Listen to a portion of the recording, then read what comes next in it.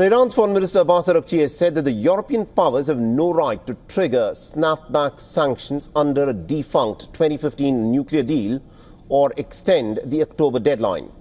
This after Germany, France and Britain threatened to trigger the snapback mechanism by the end of August, a move that would reimpose some sweeping United Nations sanctions that were lifted under the 2015 accord unless Tehran agrees to curb uranium enrichment and to restore cooperation with the inspectors.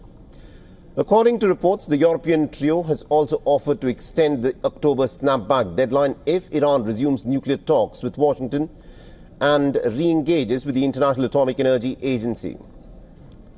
Now, on Wednesday, Abbas Araghchi rejected the European parties' attempts to extend the deadline, saying that they don't have the right to implement snapback and they can't extend the deadline either. He also added that Iran still hasn't found common ground with the Europeans for the negotiations. In other developments, the leaders of Belarus and Iran signed new agreements on Wednesday to boost bilateral ties in key areas, including defense. And President Alexander Lukashenko and Masoud Pezeshkian signed a package of 13 documents in the Belarusian capital. Notably, both Iran and Belarus are facing some limited trade options due to heavy international sanctions, and Pezeshkian has said that Iran will help Belarus to neutralize such measures, citing Tehran's decades of experience circumventing Western economic restrictions. Lukashenko has affirmed his country's support for Iran's pursuit of peaceful nuclear energy, calling it a legitimate right.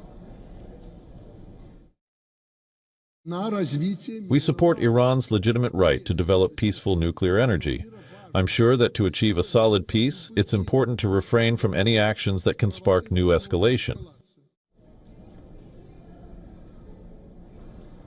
Meanwhile, Iran's naval forces have completed preparations on Wednesday for a missile and drone exercise that was scheduled for today in the northern Indian Ocean and the Sea of Oman.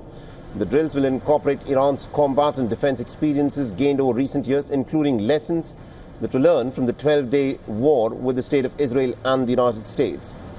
Now, the exercise will involve multiple naval units, including underwater, aerial and combat teams, with a focus on testing short, medium and long-range missiles.